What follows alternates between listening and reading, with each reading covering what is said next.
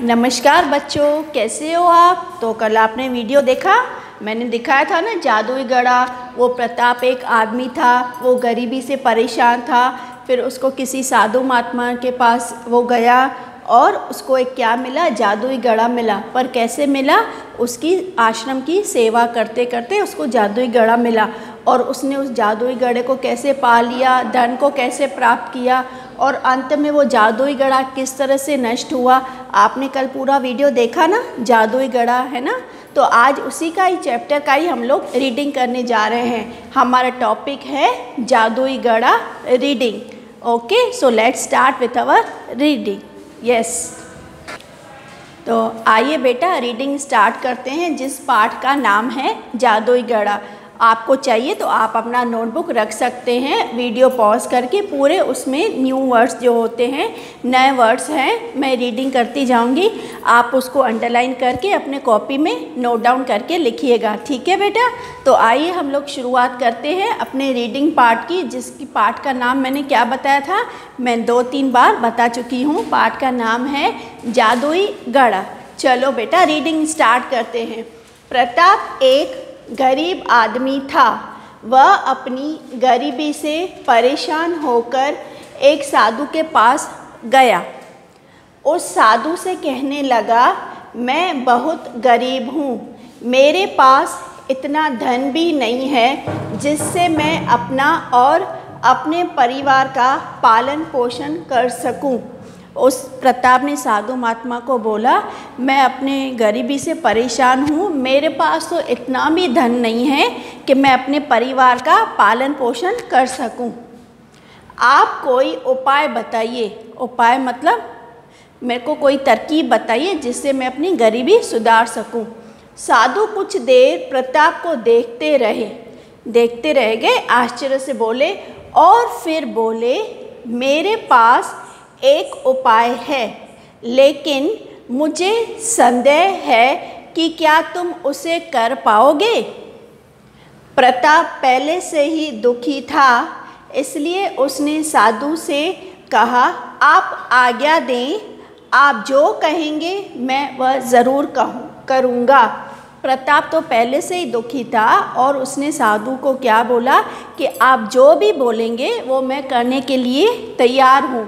साधु ने कहा, मेरे पास एक जादुई घड़ा है, उस घड़े से तुम जो भी मांगोगे वह मिल जाएगा। साधु ने कहा कि मेरे पास एक जादुई घड़ा है, जिससे तुम कुछ भी मांगोगे तुम्हें वो अवश्य मिलेगा।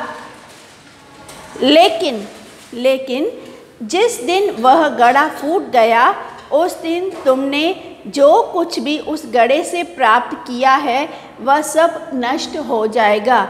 लेकिन एक शर्त है, जिस दिन वह घड़ा टूट जाएगा तो जो भी कुछ तुमने धन पदार्थ प्राप्त किया है वह सब नष्ट हो जाएगा। और हाँ, वह घड़ा मैं तुम्हें ऐसे नहीं दूंगा, पहले तुम्हें मेरी कुछ शर्तें पूरी करनी होंगी। लेकिन मैं तुम्हें वह घड़ा ऐसे नहीं दे सकता, उस घड़े को प्राप्त करने के लिए तुम्हें कुछ शर्तें पूरी करनी होंगी। प्रताप ने पूछा, बताइए महाराज, वे कौन सी शर्तें हैं। आप बोलते हो ना मम्मी से, मम्मी मैं होमवर्क तभी करूँगी जब भी आप मेरी कंडीशन फुलफ़िल करोगे, कि आप मेरे को ये खिलौना लेके दोगे, तभी मैं अपनी पढ़ाई पूरी करूँगा। आप करते हो ना। इसी तरह ही साधु ने भी कहा कि मेरी कुछ शर्तें आपको पूरी करनी होंगी। प्रताप ने पूछा, क्या पूछा। बताइए महाराज, वे कौन सी शर्तें हैं। बताइए महाराज, वो कौन सी शर्तें हैं। मम्मी पूछती है ना, अच्छा तुमको ये चाहिए और तुम्हारी कौन सी शर्तें हैं, तभी तुम ये होमवर्क करोगे।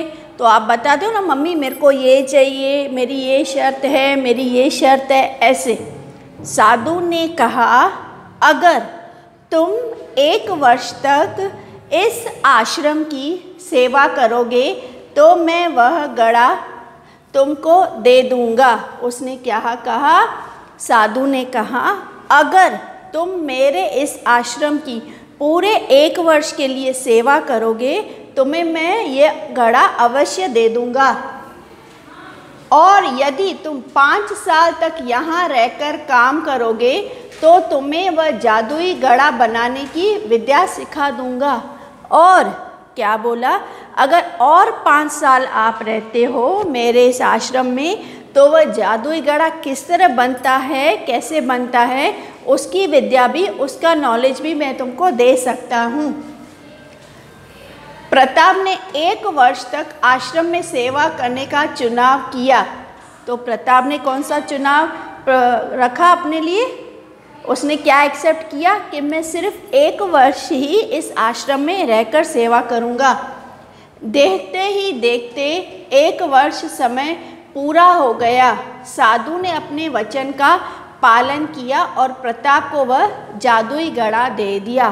तो देखते देखते 1, 2, 3, 4, 12 महीने मतलब 1 वर्ष कंप्लीट हो गया। और उस शर्त के मुताबिक क्या हुआ, महात्मा ने, उस साधु ने क्या किया, वो घड़ा किसको दिया? Yes, correct. आपको समझ में आ गया ना? Very good. प्रताप वह घड़ा लेकर अपने घर लौटा। वो कहाँ लौटा? अपने घर की ओर गया और धीरे धीरे उसने उस घड़े से मांगकर बहुत कुछ प्राप्त कर लिया। जैसे ही वह गया तो उसने घर पे वो ट्राई किया कि सच में जादुई घड़ा है कि नहीं, जो इससे मैं मांग रहा हूँ वो दे पा रहा है कि नहीं। तो उसने वो चीज़ें उस प्राप्त करने की कोशिश की और वो सब उसको धन पदार्थ मिलता गया। प्रताप अब धनवान हो गया था। अब वह क्या हो गया था? धनवान, और आराम का जीवन जीने लगा। धनी होने के बाद तो उसके रंग ढंग एकदम से बदल गए थे। अब उसके पास पैसा, धन पदार्थ, हर एक चीज़ जो उसको चाहिए थी, जो वो गरीबी में नहीं जुटा पा रहा था, अब उसके पास आ गई। तो क्या हुआ, अचानक उसके रंग ढंग, उसके तेवर बदल गए। वह रोज़ अपने मित्रों के साथ जश्न मनाता और धन लुटाता था। वो क्या करता था? डेली अपने फ्रेंड्स को बुलाकर पार्टीज़ करता था, जश्न करता था, और ऐसे इस तरह से वह अपना धन लुटाने लगा। एक दिन प्रताप अपने दोस्तों के साथ नाचने गाने में मग्न होकर इतना खुश हुआ कि उस जादुई घड़े को लेकर ही नाचने लगा। एक दिन वो प्रताप इतना खुश था अपने दोस्तों के संग कि वो उस जादुई घड़े से ही वो लेकर ही उसके साथ वो नाचने लगा। और फिर क्या हुआ? अचानक क्या हो गया, देखते हैं।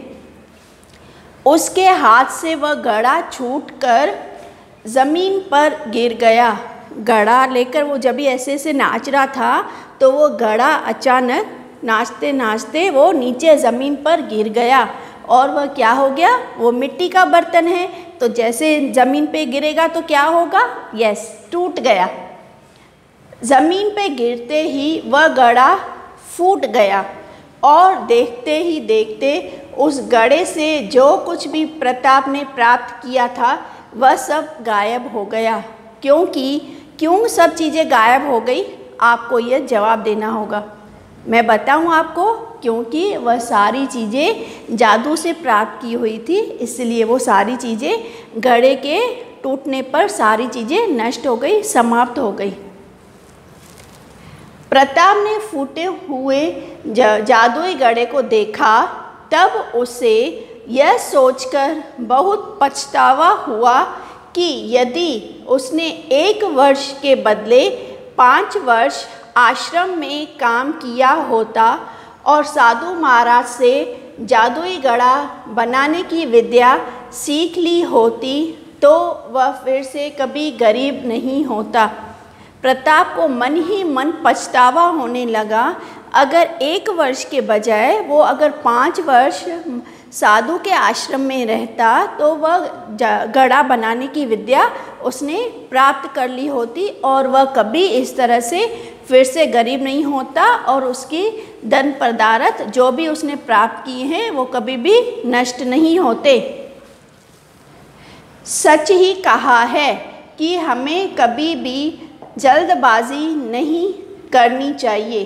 किसी समस्या को कुछ समय के लिए दूर करने के बदले उसको पूरा ख़त्म करने के उपाय को अधिक महत्व देना चाहिए, फिर चाहे उसमें कितना भी समय क्यों न लग जाए। ये फिर से सोचेंगे, आप समझेंगे कि सच ही कहा है। कोई भी काम करते वक्त, कोई भी प्रॉब्लम हो, कोई भी काम हो, कभी भी जल्दबाजी नहीं करनी चाहिए। उस समस्या को, उस काम को बहुत ही सब्र से करनी चाहिए, उसको पूरा समय देना है।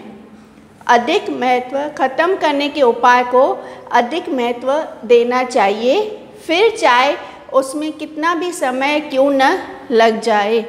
जो भी काम आपको दिया गया है उसको पूरा समय देकर उसको पूरी तरह परफेक्शन के साथ, इत्मीनान के साथ वो काम करना है। सीख, धैर्य रखते हुए समस्या को जड़ से ख़त्म करना चाहिए। कोई भी प्रॉब्लम, कोई भी मुसीबत, आपकी समस्या आपके सामने आती है तो उस वक्त आपको क्या करना है? धैर्य रखना है, पेशेंस, शांति से मम्मी पापा के सामने बताना है कि मेरे को ये प्रॉब्लम है और इसको कैसे सॉल्व करेंगे। तो उस समय हमको क्या चाहिए? धैर्य, शांति, पेशेंस। ठीक है, धैर्य रखते हुए समस्या को जड़ से ख़त्म करना चाहिए। जो भी काम धैर्य से किया जाता है उसका फल अवश्य ही मिलता है और सही फल मिलता है। हम लोग सही दिशा की ओर जाते हैं। तो मैं उम्मीद करती हूँ ये रीडिंग आपको समझ में आया होगा। जो भी हार्ड वर्ड्स हैं, न्यू वर्ड्स हैं इसमें, वो आप अंडरलाइन करके पूरा नोटबुक में शुद्ध रूप से आप लिखेंगे। 1 बार 2 बार जो भी काम लिखकर किया जाता है वो हम लोग जल्दी सीख लेते हैं। ठीक है, तो मैं उम्मीद करती हूँ आप अपना ध्यान तो रखेंगे ही रखेंगे। बहुत ज़रूरी नहीं हो तो बाहर न जाएं, बैठ के घर पे पढ़ाई करें, अपना नोटबुक कंप्लीट करें। Happy learning, God bless you, नमस्कार।